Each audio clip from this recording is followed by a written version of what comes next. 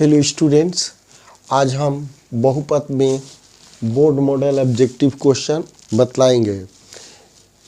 देखने में ये छोटा सा है, इसका इतना विस्तृत बेसिक नॉलेज बतलाएंगे, सिखाएंगे कि इस तरह का कोई भी बहुपद से पॉलिनोमियल से ऑब्जेक्टिव क्वेश्चन आएगा तो बन जाएगा।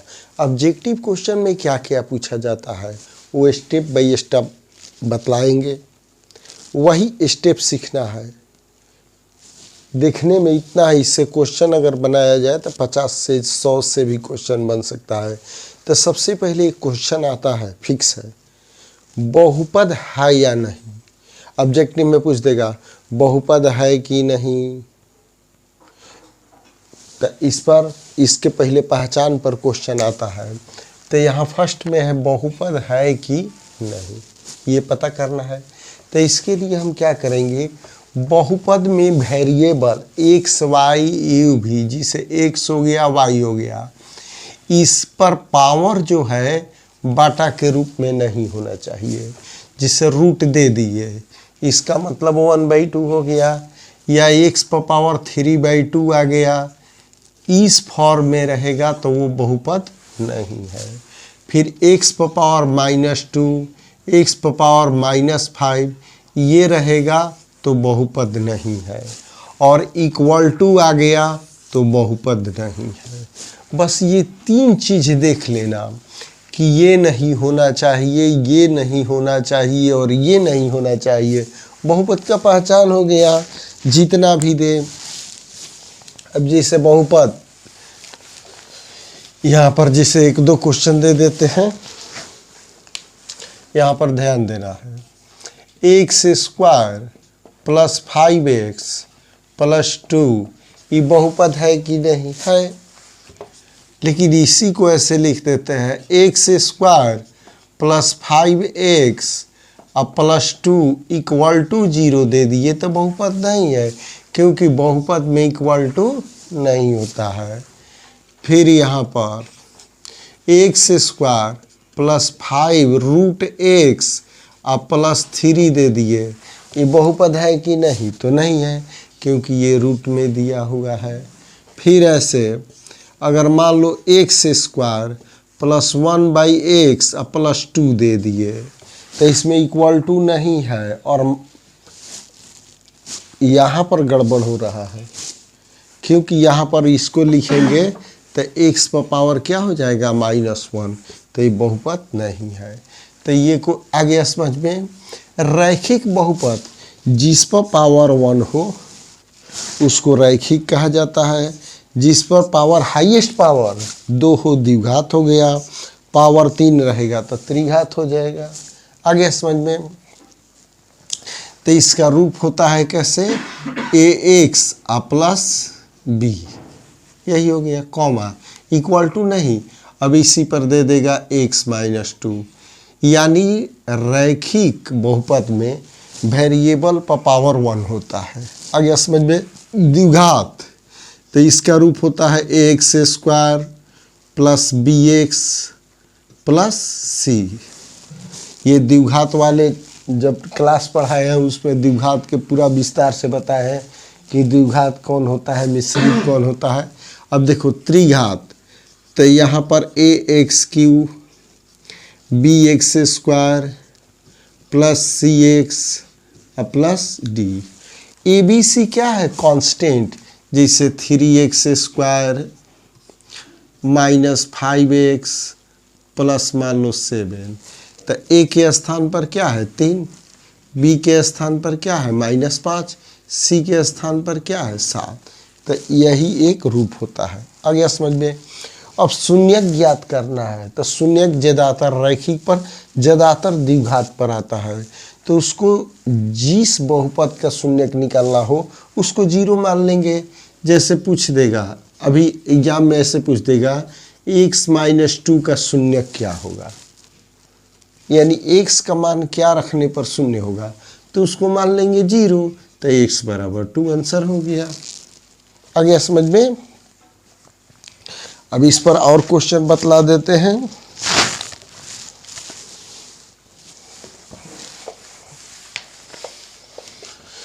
ज़्यादातर द्विघात पर ही ज़्यादा क्वेश्चन आता है। त्रिघाती में खाली वो पूछ देगा शून्यकों का योगफल या गुणनफलों का योगफल या तीनों गुणनफल। तब यहाँ तक तो आ गया समझ में। अब क्या करना है, अब शून्यक निकालने का। अब क्वेश्चन पूछ दे X square minus 5x plus 6 का शून्यक निकाले। चाहे ऑब्जेक्टिव क्वेश्चन में पूछ देगा कि इसका शून्यक है, अब ऑप्शन में दिया रहेगा, वो यहाँ बैठाने पर 0 आ जाए वो भी शून्यक है। मान लो ऐसे काम ना करे तो हम डायरेक्ट भी निकाल सकते हैं।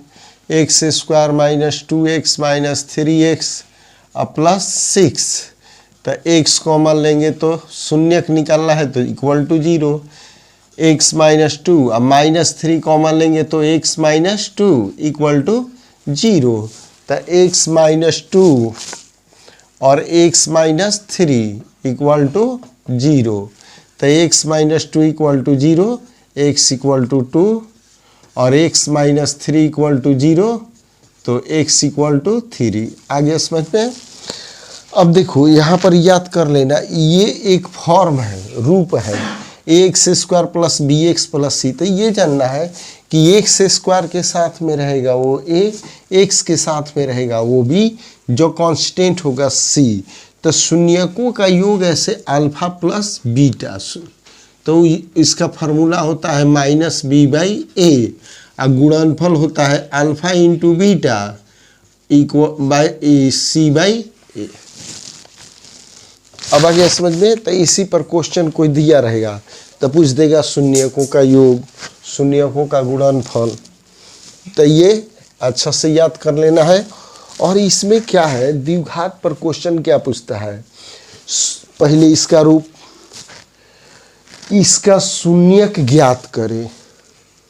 शून्यक दिया हुआ है तो बहुपद निकाले।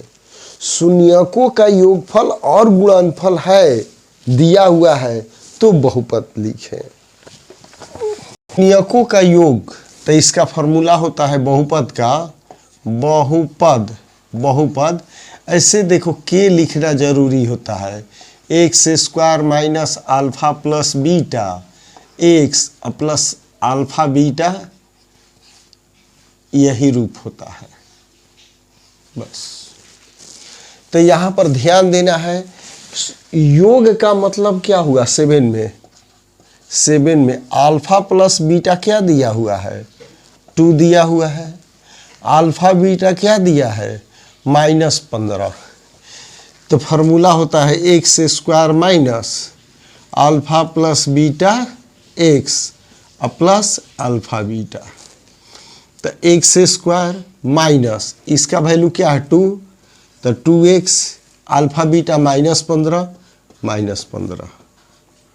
हो गया। अब इसी तरह से 8 में शून्यक दिया है, यानी अल्फा दिया हुआ है 2 और बीटा दिया हुआ है 3। तो x square minus alpha plus beta x plus alpha beta होता है। तो लिख देंगे एक्स स्क्वायर माइनस 2 प्लस 3, यहाँ हो जाएगा x प्लस 2 इंटू 3। तो ये हो जाएगा x square minus 5x plus 6। आ गया समझ में, ये क्लियर हो गया। और इम्पोर्टेंट जो एकदम 100%, अभी जो क्वेश्चन बतलाएंगे वो 100% आएगा एग्जाम में, एकदम 100% आएगा। तो क्या करना है, पहले द्विघात बहुपद में ABC को पहचान लेना है, जिससे क्वेश्चन नंबर 9 इम्पोर्टेंट है। अब यही है कि ये बहुपद अलग रहेगा, यही नहीं आएगा। अब देख लेना है, जैसे मान लो एक एग्जाम्पल देते हैं, 3x स्क्वायर, चाहे यही question, x square minus 3x plus 5 दिया है, शून्य का अल्फा बीटा दिया हुआ है, यानी a इक्वल टू क्या है 1, b इक्वल टू क्या है -3, c इक्वल टू क्या है 5। तो मान लो पूछ दिया अल्फा प्लस बीटा, तो फार्मूला क्या बतलाए थे -b/3। ए, यानी माइनस माइनस 3 बाई क्या हो जाएगा 1। सेकेंड में मान लो अल्फा बीटा, तो इसका होता है सी बाई ए, तो सी कितना है 5, ये हो गया 1, यानी 5 हो गया। अब थर्ड इम्पोर्टेंट है ये भी, 1 by alpha plus 1 by beta पूछ दिया। अब इसका तो फार्मूला होता नहीं, इसी दोनों के फॉर्म में लाएंगे तो एलसीएम हो जाएगा अल्फा बीटा, तो बीटा प्लस अल्फा, यानी अल्फा प्लस बीटा का वैल्यू क्या आया है 3, अल्फा बीटा का 5, कंप्लीट। अब यहाँ पर देखो इसका फार्मूला, त्रिघाती बहुपद में 3 शून्यक होगा, 4 घाती में 4, द्विघात में 2, n घात में n, ये याद कर लेना, पूछ देगा कि n घात वाले बहुपद में शून्यकों की संख्या कितनी होती है, तो n। त्रिघात में कितना होगा 3, रैखिक में 1, तो इसको फार्मूला याद कर लो, minus B by A, C by A, minus D by A. तो अभी जितना बहुपद का कंसेप्ट बतलाए वो कंसेप्ट अगर रहेगा तो इसका क्वेश्चन छूटने वाला नहीं है। आ गया समझ में? भले ना समझ में आए तो एक बार 2 बार रिपीट कर लेना है, और टोटल जब माइंड में आ जाएगा तो बहुपद का टोटल ऑब्जेक्टिव क्वेश्चन बन जाएगा। आ गया समझ में? ओके।